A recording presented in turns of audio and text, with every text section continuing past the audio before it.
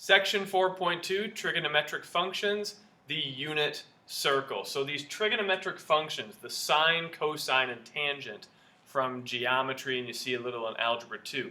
We're going to work with those. We're going to work with them, though, in this environment, the unit circle. A circle centered at the origin with a radius of 1 unit. So the unit circle. So 1 unit right, up, left, and down, create that circle. All of our trig functions, all 6 of them, surprise, 6, sine, cosine, tangent, the reciprocals, cosecant, secant, and cotangent, all working with them in this unit circle. So let's create an angle. Let's go up to this point right here.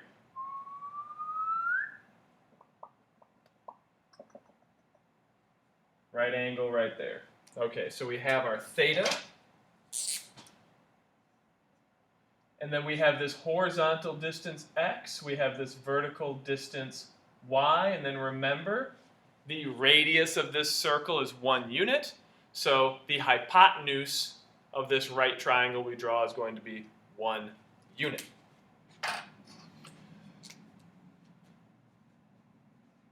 So if we think about sine, cosine, and tangent, okay? If you remember back to geometry, you had SOHCAHTOA, right triangle trigonometry. SOHCAHTOA, S-O-H, sine is opposite over hypotenuse. C-A-H, cosine is adjacent over hypotenuse. Tangent, opposite over adjacent. Okay, so SOHCAHTOA. You remember that to help you with right triangle trig. Well, the unit circle, we're going to start by trying to relate it back to that right triangle trig, okay? So I'm going to make a right triangle, and then sine of theta, I'm going to say opposite over hypotenuse, okay? So in this triangle, the opposite, other side of the triangle, boom, y. Hypotenuse, 1, so y over 1. Well, let's simplify this down and just say that it's y. Cosine. Adjacent over hypotenuse. So the side next to the angle that's not the hypotenuse, so right here, x over hypotenuse 1. So x over 1, let's simplify that down and just say x. And tangent of theta. Tangent, TOA, opposite over adjacent. So the opposite over the adjacent, y over x. So, on the unit circle, when you create an angle, that angle goes out to an x and y coordinate. X units over, y units up, ordered pair x and y, okay? So sine of any angle in the unit circle is the y coordinate of the ordered pair that the angle goes to. Cosine is the x coordinate of the ordered pair that the angle goes to. Tangent is a ratio, y divided by x. Okay? So when you look at the unit circle, okay, when you look at the unit circle, an angle will always be created with the positive x-axis, and then it'll intercept a point on the circle with x and y coordinates. Sine is the y coordinate of that point, cosine is the x coordinate, tangent is y over x.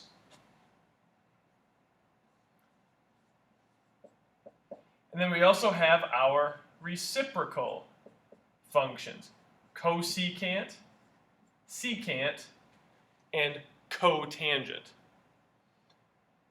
Cosecant is the reciprocal of sine. It is 1 over sine.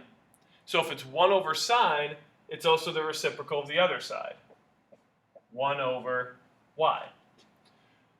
Secant is the reciprocal of cosine. Secant is the same as 1 over cosine, so it's the reciprocal of this side as well, 1 over x. Cotangent, same thing. Cotangent is 1 over tangent. So let's take the reciprocal of this fraction as well.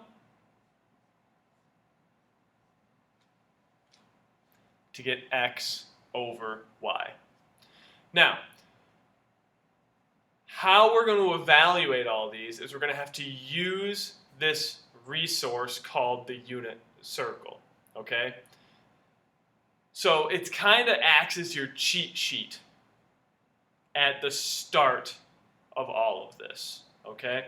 So you want to look at a unit circle while we work through this problem I'm going to look at here. So you want to look at that unit circle to look at the reference.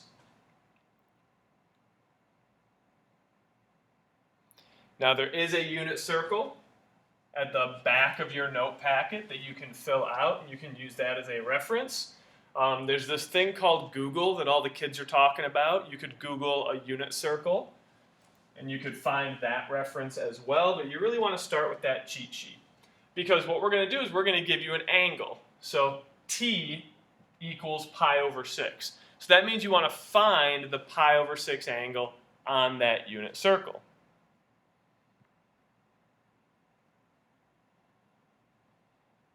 And then once you have that pi over 6 angle, you can say, okay, at pi over 6, my ordered pair, pi over 6, I'm just kind of making sure.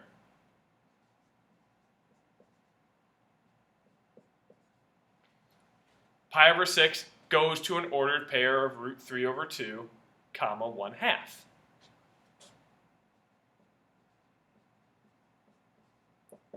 So when I go to find all 6 trigonometric ratios of pi over 6, I'm going to be using these coordinates right here. X is root 3 over 2, and y is 1/2. So pi over 6 goes to these coordinates. So sine is the y coordinate. So sine of pi over 6 is the y coordinate 1/2. Cosine is the x coordinate. Cosine of pi over 6, the x coordinate is root 3 over 2. Tangent is y divided by x. So 1/2 over root 3 over 2. Now, we don't divide by fractions, we multiply by the reciprocal. So this becomes 1/2 times the reciprocal of root 3 over 2, 2 over root 3. Well, those 2's cancel out nicely. Leave me with 1 over root 3. Let's go and rationalize the denominator, because it's kind of like mathematical grammar. We don't want a square root in the denominator. So multiply by root 3 over root 3 to get root 3 over 3. So I have my first 3 values. The sine and cosine came pretty easy. The tangent takes a little bit more work because of that ratio. But now let's go ahead and get the reciprocals. Cosecant of pi over 6, secant of pi over 6, and cotangent of pi over 6. Well, what we're really going to do is just take the reciprocals of our answers. So reciprocal of 1 over 2 is 2 over 1, or just 2. Reciprocal of root 3 over 2, 2 over root 3, but again, we don't want that square root in the denominator. So we have 2 root 3 over 3. Cotangent of pi over 6, let's take the reciprocal of what we started with. So root 3 over 2 over 1/2. Again, we don't want to divide by fractions, we want to multiply by the reciprocal. So that becomes root 3 over 2 times 2 over 1, and that works out very nicely. Root 3 over 1, or just root 3. Now what I'm going to tell you is, in all honesty, the more of these problems you do, the faster they become, because you're going to start noticing patterns, okay? We're only working with so many values here. We're only working with root 3 over 2 or 1/2, or with 0, or with 1, or with pi over 4, okay? We're only working with so many values. When you only have so many numbers you can work with, eventually patterns start to emerge. So as you go through all these problems, you're going to start to notice some patterns. You're going to start to say, hey, this kind of happened before, I bet it's going to happen again. For example, When we did tangent of pi over 6 and we did that division, we ended up with 1 over root 3. And then we had to rationalize that, okay? When we did cotangent, we took the reciprocal. Well, if we look at this value right here, 1 over root 3, what's the reciprocal? Root 3, which matches up to our answer. Okay, so some patterns do start to emerge. The more you do these problems, the more you'll notice those patterns.